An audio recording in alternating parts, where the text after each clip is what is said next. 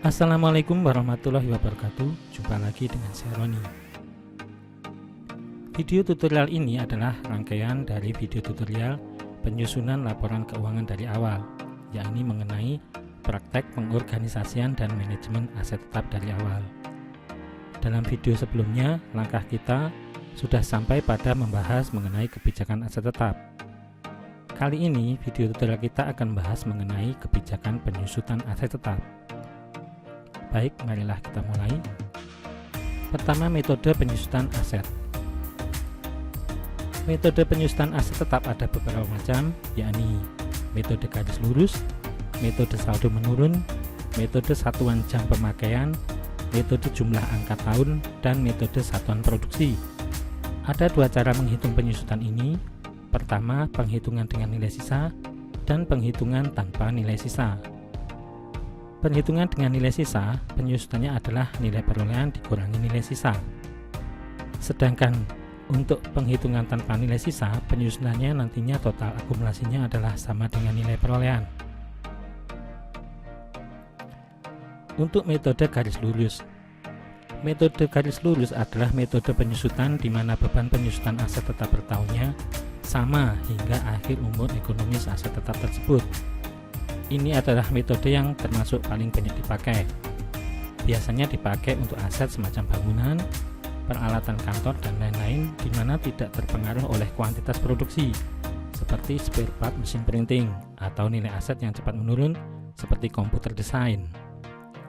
Penghitungannya adalah penyusutan sama dengan nilai perolehan dibagi dengan umur ekonomis, atau penyusutan sama dengan 100% dibagi umur ekonomis kali nilai perolehan. Begini contoh perhitungannya. Misalnya pada tanggal 1 Januari 2021 dibeli mesin fotokopi dengan harga 55 juta, nilai residu 5 juta, masa manfaat 4 tahun. Nilai penyusutannya adalah 55 juta dikurangi nilai residu sama dengan 50 juta dibagi dengan 4, jadi 12.500.000 per tahun. Pencatatan dalam jurnal adalah sebagai berikut. Biaya penyusutan mesin pada akumulasi penyusutan mesin sebesar 12.500.000, dan jurnal penyesuaian akhir tahun adalah akumulasi penyusutan mesin dengan kredit mesin fotokopi. Nah, seperti ini. Contoh tabel hasil perhitungannya ada sebagai berikut. Di sini akan terlihat nilai residunya sebesar 5 juta. Kemudian biaya penyusutannya sebesar 12,5 juta per tahun. Penyajian di laporan keuangan. Penyajian di laporan keuangan untuk neraca ada sebagai berikut.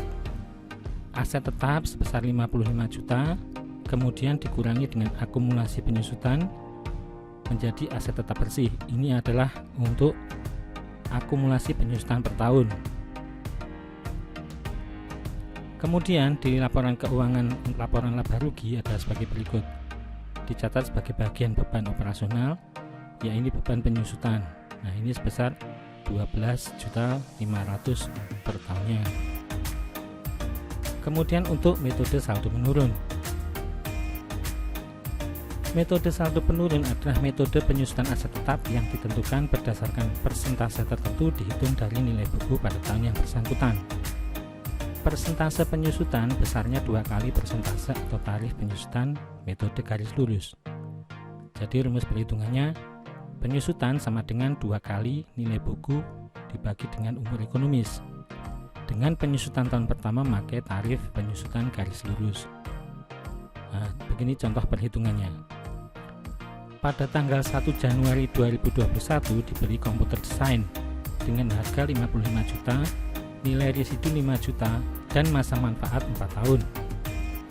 Tarif penyusutan garis lurus adalah 55 juta, harganya dikurangi nilai residu dibagi 4, 50 juta dibagi 4 didapatkan 12.500.000 per tahun.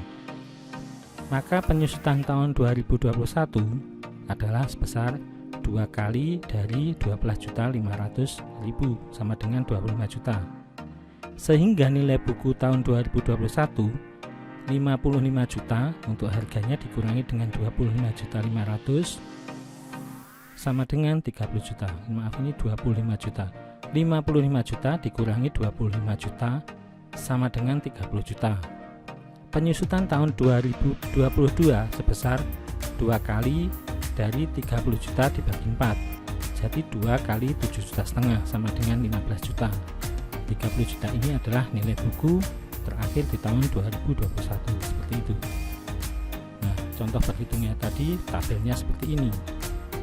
Biaya penyusutannya ini adalah sesuai dengan penghitungan, kemudian nilai bukunya seperti ini, nanti nilai residunya sebesar 5 juta. Penyusutan tahun 2024 sebesar 2,5 ini adalah sisa penyusutan dengan menyisakan nilai residu 5 juta. Maksudnya adalah nilai dari besaran harga perolehan dikurangi dulu dengan 5 juta. Nah, untuk biaya penyusutan ini tahun pertama, kedua, dan ketiga dihitung dengan perumusan. Terakhir ini adalah sisanya, jadi tidak dari perumusan, sehingga akan meninggalkan nilai residu sebesar 5 juta. Maka jurnal tahun 2021 adalah sebagai berikut. Biaya penyusutan dengan kredit akumulasi penyusutan komputer sebesar 25 juta. Di akhir tahun dibuat jurnal penyesuaian, ya ini akumulasi penyusutan komputer dengan kredit adalah komputer 25 juta. Metode satuan jam pemakaian. Sesuai dengan namanya, metode ini erat kaitannya dengan produksi barang atau jasa dalam kurun waktu tertentu. Rumus dari metode ini adalah sebagai berikut. Penyusutan setiap tahun sama dengan jam kerja tercapai kali tarif penyusutan per jam. Sementara itu, tarif penyusutan per jam dapat dihitung melalui rumus harga perolehan nilai sisa dibagi total jam kerja dari pemakaian aset tetap tersebut. Kemudian metode jumlah angka tahun. Metode ini dipakai jika kita bermaksud untuk melihat penyusutan setelah jumlah tahun yang berlalu semenjak aset tersebut ada. Berikut rumusnya.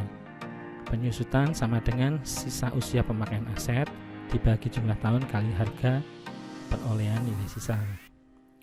Untuk metode satuan produksi, metode ini merujuk pada satuan produk yang dihasilkan oleh aset tetap pada kurun waktu tertentu, misalnya setiap 1 tahun sekali atau beberapa tahun sekali.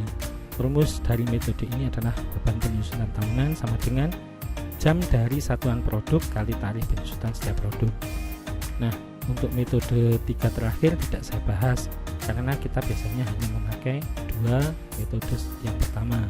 Dan sedangkan yang paling umum dipakai adalah metode yang pertama, yaitu metode garis lurus.